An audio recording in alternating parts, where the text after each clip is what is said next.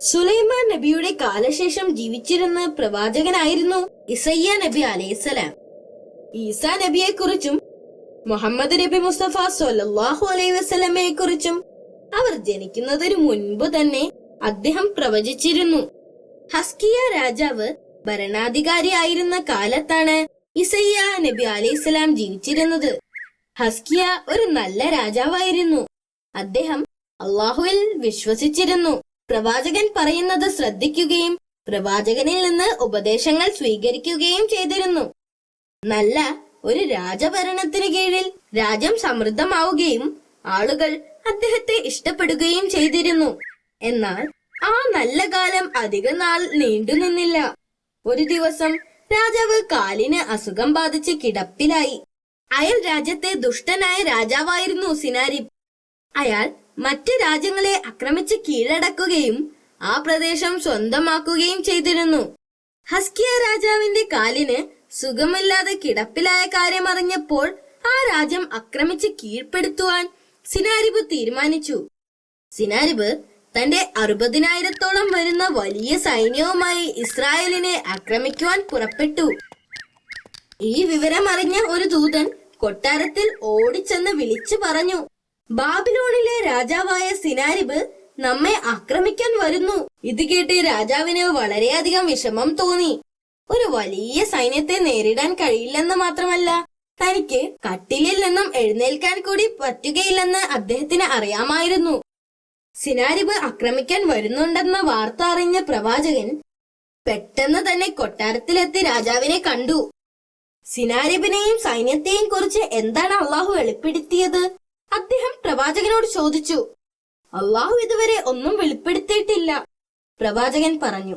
രാജാവ് സങ്കടപ്പെട്ടു.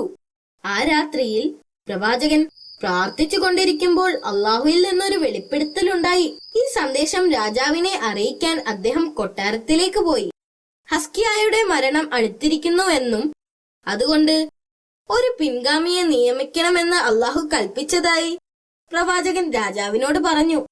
രാജാവ് ഖിബിലയിലേക്ക് തിരിഞ്ഞ് ആത്മാർത്ഥതയോടെ പ്രാർത്ഥിക്കാൻ തുടങ്ങി. ലോകനാഥനായ രക്ഷിതാവേ, സർവശക്തനും ദയാലുവുമായ അള്ളാഹുവേ, ഇസ്രായേൽ ജനതയോടുള്ള എന്റെ നീതിയും ധർമ്മവും എന്നേക്കാൾ കൂടുതൽ നിനക്കറിയാം. അത് ഞാൻ നന്നായി നിർവഹിക്കുന്നുണ്ടെന്നും നിനക്കറിയാമല്ലോ.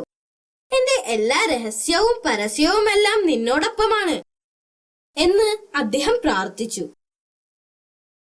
ഹസ്കിയായുടെ ആത്മാർത്ഥമായ പ്രാർത്ഥന കേട്ടപ്പോൾ അള്ളാഹുവിന് അദ്ദേഹത്തോട് കരുണ തോന്നി. അള്ളാഹു സുബ്ഹാനഹു തആല ഇസ്രായേൽ ജനതയ്ക്ക് വേണ്ടി ഹസ്കിയായുടെ ജീവിതം 15 വർഷത്തേക്ക് കൂടി നീട്ടിക്കൊടുക്കാൻ തീരുമാനിച്ചു. അന്ന് രാത്രി പ്രവാചകൻ പ്രാർത്ഥിക്കുമ്പോൾ അള്ളാഹുവിന്റെ സന്ദേശമുണ്ടായി. ഹസ്കിയായുടെ ജീവൻ 15 വർഷത്തേക്കും കൂടി നീട്ടിയിരിക്കുന്നുവെന്നും അത്തിപ്പഴത്തിന്റെ നീര് രാജാവിന്റെ കാലിലെ മുറിവിൽ തേച്ചു കൊടുക്കാൻ ആവശ്യപ്പെട്ടു. കൂടാതെ രാജാവിനെ ശത്രുക്കളിൽ നിന്നും രക്ഷപ്പെടുത്തുമെന്നും അള്ളാഹു വെളിപ്പെടുത്തി. പിറ്റേന്ന് പ്രവാചകൻ ഈ സന്തോഷ വാർത്ത അറിയിക്കാൻ രാജാവിന്റെ അടുത്തേക്ക് ഓടിപ്പോയി. ഇത് കേട്ടപ്പോൾ രാജാവിന് ഭയങ്കര സന്തോഷമായി. അള്ളാഹു കൽപ്പിച്ചതുപോലെ രാജാവ് അത്തിപ്പഴത്തിന്റെ നീര് മുറിവിൽ തേച്ചു. എന്തൊരു അത്ഭുതം! മുറിവുകൾ പെട്ടെന്ന് തന്നെ സുഖപ്പെട്ടു. രാജാവിന് ഭയങ്കര സന്തോഷമായി. അദ്ദേഹം നിലത്തിരുന്നുകൊണ്ട് പ്രാർത്ഥിച്ചു, അല്ലാഹുവേ, നീ ദുഃഖിതരുടെ പ്രാർത്ഥനയ്ക്ക് ഉത്തരം നൽകുകയും കരുണ കാണിക്കുകയും ചെയ്യണമേ. പിറ്റേ ദിവസം തന്റെ പടയാളികൾ നിലത്തു മരിച്ചു കിടക്കുന്നത് കണ്ട് സിനാരിബ് ഞെട്ടിപ്പോയി. പ്രവാചകനോട് വാഗ്ദാനം ചെയ്തതുപോലെ തന്നെ അള്ളാഹു പ്രവർത്തിച്ചുകൊണ്ടിരുന്നു.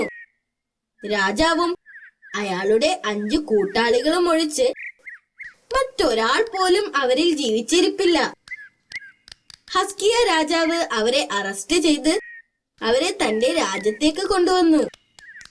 രാജാവ് സിനാരിബിനെയും കൂട്ടാളികളെയും 2 കൈയും തൂണിൽ ചേർത്ത് കെട്ടിയിട്ടു. 70 ദിവസത്തോളം പൊതുസ്ഥലത്ത് അവരെ അങ്ങനെ കെട്ടിയിട്ടു. എല്ലാ ദിവസവും അവർക്ക് അപ്പവും കുറച്ച് വെള്ളവും നൽകുമായിരുന്നു. 70 ദിവസത്തിനു ശേഷം അള്ളാഹു പ്രവാചകനോട് സിനാരിബിനെയും കൂട്ടാളികളെയും അവരുടെ രാജ്യത്തേക്ക് വിട്ടയക്കാൻ കൽപ്പിച്ചു. ഈ വിവരം രാജാവിനെ അറിയിച്ചപ്പോൾ രാജാവ് ഉടൻ തന്നെ അവരെ വിട്ടയച്ചു. സിനാരിബ് തന്റെ രാജ്യത്തെത്തിയതിനു ശേഷം മന്ത്രിമാരും ഉപദേഷ്ടാക്കളും ഉൾപ്പെടെ എല്ലാവരെയും ഒരുമിച്ചു കൂട്ടി. സൈനികർ കൊല്ലപ്പെട്ടതും 70 ദിവസം അവരെ കെട്ടിയിട്ടതുമെല്ലാം അവരോട് പറഞ്ഞു. പുരോഹിതന്മാർ മുന്നോട്ട് വന്നുകൊണ്ട് രാജാവിനോട് പറഞ്ഞു, അവരുടെ ദൈവത്തെ പറ്റിയും പ്രവാചകനെ പറ്റിയും ഞങ്ങൾ നിങ്ങൾക്ക് ഇതിനു മുൻപ് മുന്നറിയിപ്പ് നൽകിയിട്ടുണ്ടായിരുന്നു. പക്ഷേ നിങ്ങൾ അത് ചെവിക്കൊണ്ടില്ല. മറ്റൊരാൾ പറഞ്ഞു, ആ രാജ്യത്തെ തോൽപ്പിക്കാൻ ആർക്കും കഴിയില്ല. സിനാരിബ് ഇപ്പോൾ ശരിക്കും ഭയപ്പെട്ടു. വീണ്ടും പ്രവാചകന്റെ ദേശത്തെ ആക്രമിക്കുന്നതിനെ കുറിച്ച് ഒരിക്കൽ പോലും ചിന്തിച്ചില്ല. ഹസ്കിയ രാജാവിന്റെ മരണത്തോടുകൂടി ഇസ്രായേൽ ജനത വഷളായി. അള്ളാഹുവിന്റെ കൽപ്പന പ്രകാരം ജനങ്ങളെ സന്മാർഗത്തിലേക്ക് നയിക്കുവാനും അനുസരിക്കാത്തവർക്ക് അള്ളാഹുവിന്റെ ശിക്ഷകളെ കുറിച്ച് താക്കീത് ചെയ്യാനും ഇസയ്യ നബി അലൈഹിസ്സലാം ശ്രമിച്ചുകൊണ്ടേയിരുന്നു. അദ്ദേഹത്തിന്റെ പ്രസംഗം അവരിൽ അദ്ദേഹത്തോട് ശത്രുത ഉണ്ടാക്കി. അവർ അദ്ദേഹത്തെ കൊല്ലാൻ തീരുമാനിച്ചു. അദ്ദേഹം മറ്റൊരു അഭയസ്ഥാനം അന്വേഷിച്ച് അവിടെ നിന്ന് യാത്രയായി.